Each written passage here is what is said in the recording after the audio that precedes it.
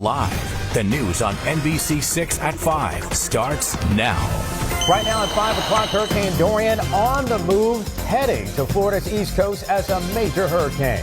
All right, here's a live look at the system as it continues churning there across the Atlantic. The storm's intensity remains the same as of the latest 5 o'clock advisory. And South Floridians are not taking any chances, boarding up their homes and filling up their cars with gas, even waiting long lines to do so. And uncertainty continues to be high when it comes to exact forecast impacts. Good evening, everyone. I'm Jackie Nesbro. A lot of uncertainty there. I'm Tawan Strader. Good evening. But Dorian could be the first Category 4 or higher hurricane to make landfall off Florida's east coast since Hurricane Andrew.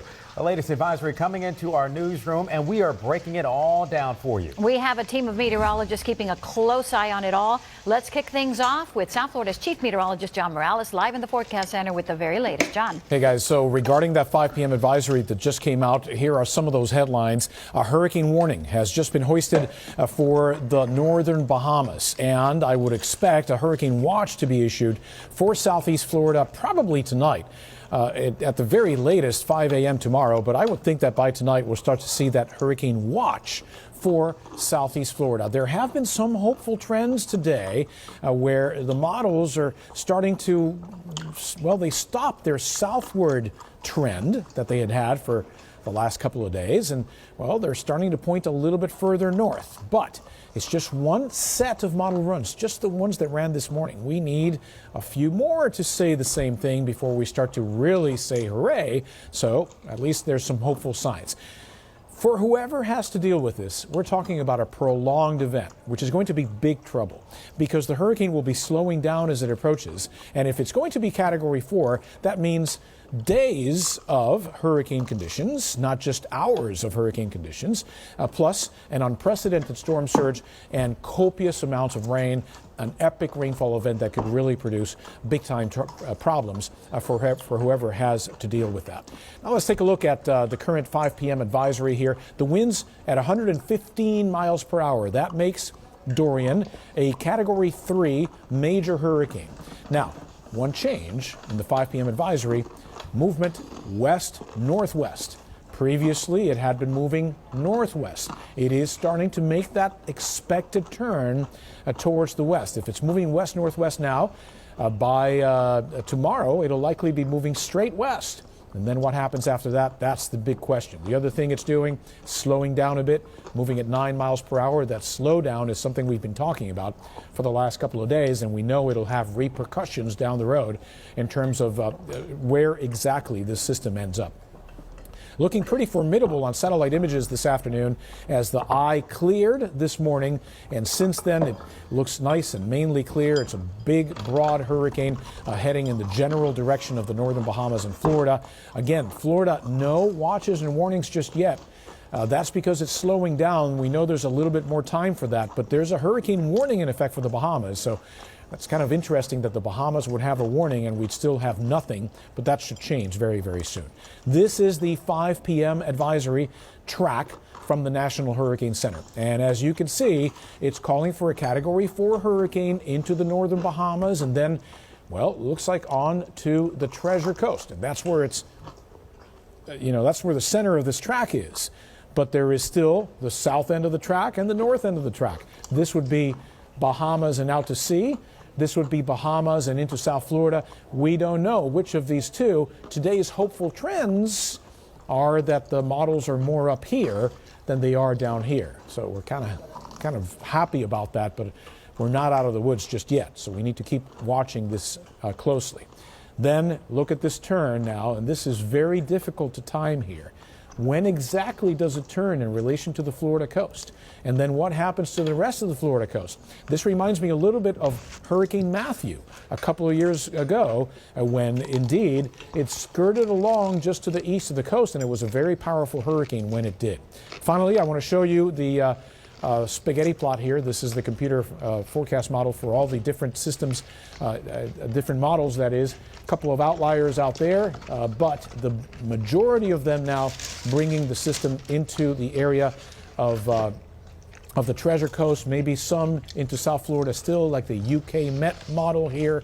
But nevertheless, the majority well north of here. And so we hope, although I feel for these people here because this is going to be a big problem for them. All right. Meteorologist Ryan Phillips has more about how this track might unfold and what some of the things you need to know are. Ryan? Well, first and foremost, John, just starting with the satellite image alone should give us some moment of pause to say this is a major hurricane. It is just off to our east, and it's going to make a turn.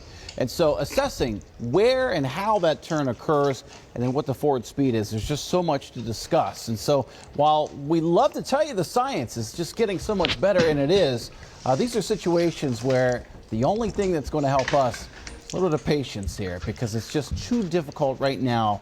There's not enough harmonious signals, if you will, to tell us and to give us confidence that the system is going to behave a certain way. As it stands, here we are in South Florida. We just go due east. Dorian over 500 miles away. It will be a weekend of watching. Hopefully that you have your patience now. Many of you finishing up your work week. You spent the last 2 days aware of Dorian. You're trying to acquire some supplies, but now it's going to be probably a long wait leading well into next week. All right, here's what we've got for you. Of course, it is still forecast to become a Category 4 hurricane. Right now, system as a Category 3. Either way, a major hurricane likely to bring catastrophic results to the northwest Bahamas.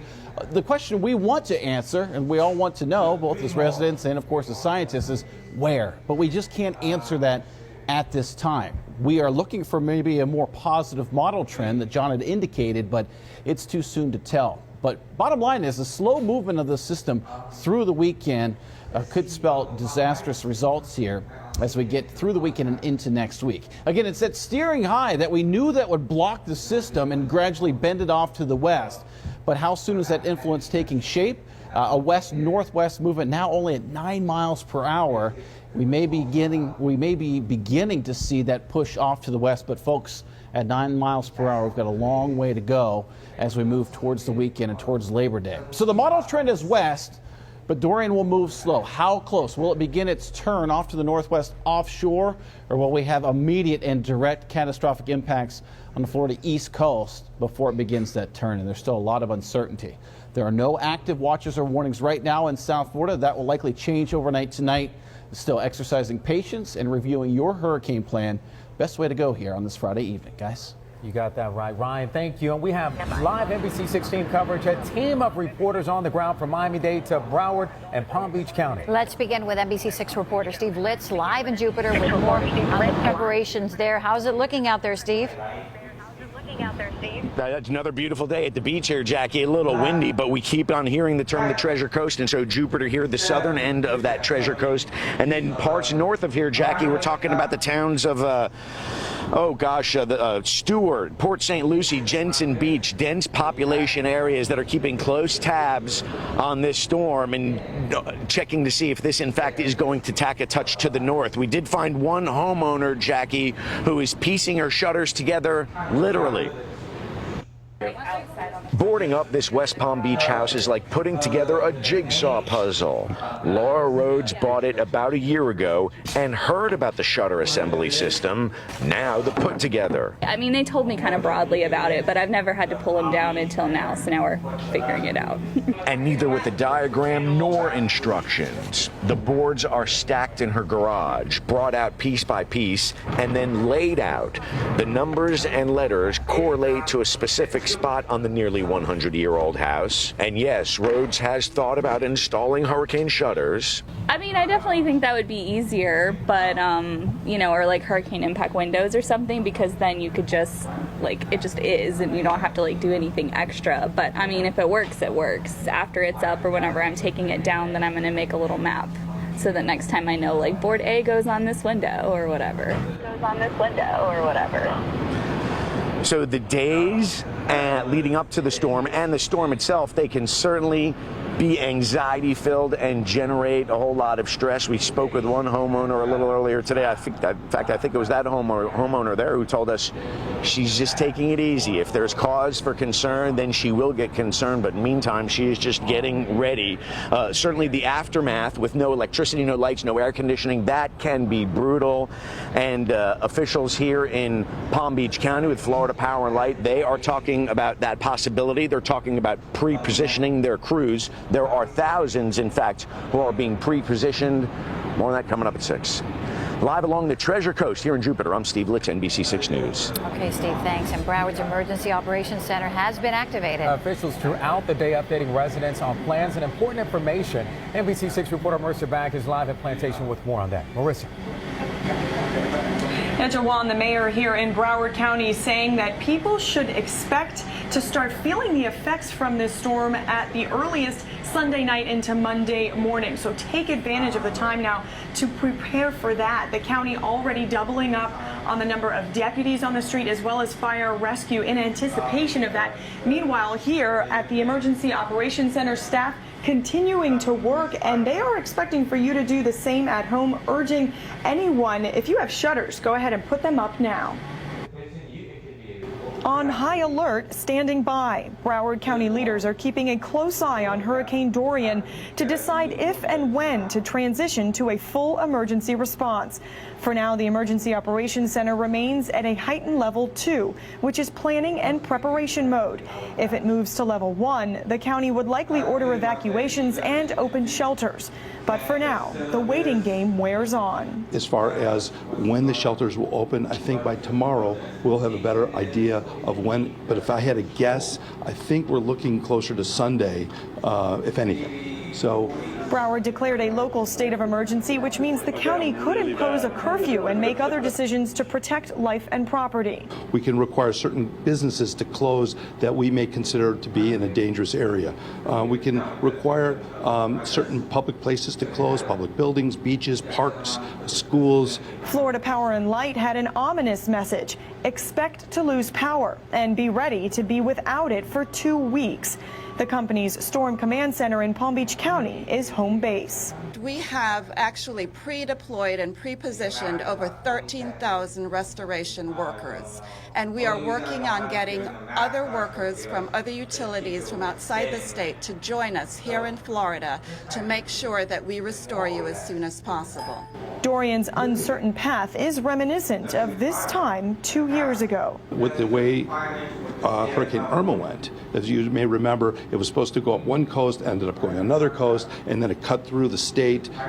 We're preparing for the worst and really hoping for the best. And school superintendent Robert Runcie also spoke with us about an hour ago, saying that all school activities such as games or training or practice that was set for this weekend, all of that has been canceled now starting tomorrow. He says that school campuses will also be closed first thing tomorrow morning so that crews can start preparing them to be possible shelters. Reporting live from the EOC here in Broward County, Marissa Bag, NBC 6 News. Marissa, thanks. And it's important to make sure your home is prepared for whatever may come. And of course, that means boarding it up. NBC 6 reporter Ari Odger is live in Hollywood with how people are preparing there. And I see that someone behind you has already boarded up, Ari. That's right, Jackie. We're in the business district on Harrison Street, and there are really two paths you can take, right? Two approaches to the storm. You can be prudent and board up like this business has, and as many homeowners have, or you can roll those tumbling dice. Rolling Stones reference for tonight's concert at Hard Rock, and we saw both approaches in abundance as we drove around Hollywood today. Everywhere you look in downtown Hollywood, there's another business getting ready, preferring not to take a chance on Dorian. And when you get a few blocks away, you'll find homeowners like Jay Lewis doing the same thing. In his case, putting down the old-fashioned clamshell shutters. You feel protected? Yeah, I feel good. This house has been around for 50 years, so let's see if we can do another 50.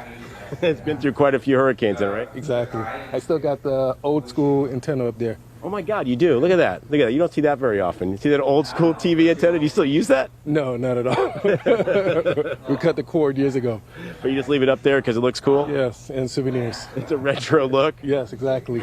Jay's next door neighbor, Helen, has everything except an old school TV antenna. I got to get rid of it. She's busy taking down and storing her vast collection of wind chimes, tchotchkes, and general flotsam and jetsam collected over the past 32 years in her house. It's just collecting it over the years and just making my house a home for me. You don't want Dorian to ruin your home, so you got to clean it all up. Yeah, I don't want to lose this stuff in the storm, and I don't want it going all over the neighborhood either. And we certainly wish Helen the best of luck. That's a lot of work in front of her to clean all that stuff up, put all those things away so that they don't blow around the neighborhood. In the worst case scenario, hopefully that doesn't happen, and she's done all this work for nothing. That would make everybody happy, except perhaps even for her if she did all that work for nothing. But I'm sure she's going to be happy about that. Now, one word about those clamshell shutters. The gentleman we just interviewed, Jay, has impact glass beneath them because those don't meet the code anymore, but they're certainly better than nothing. We're going to talk more about that coming up at 6 o'clock. We're live in Hollywood. Ari Odzer, NBC 6 News. Okay, Ari, thanks. And still to come, Miami-Dade County residents are in limbo over what kind of impact they'll see from Dorian. We're live at 5:30. Plus, price gouging. Some businesses out there take advantage of supply and demand and raise prices on goods. Coming up at 5:30, how to make sure that you're not a victim. And here's another look at the storm in real time as it spins in the Atlantic. The most recent information suggests that it will make landfall on Florida's east coast Tuesday morning. Be sure to stick with NBC6 on air and online as we continue keeping a close watch on Dorian. Log on to our website or on the NBC6 app to stay in the loop.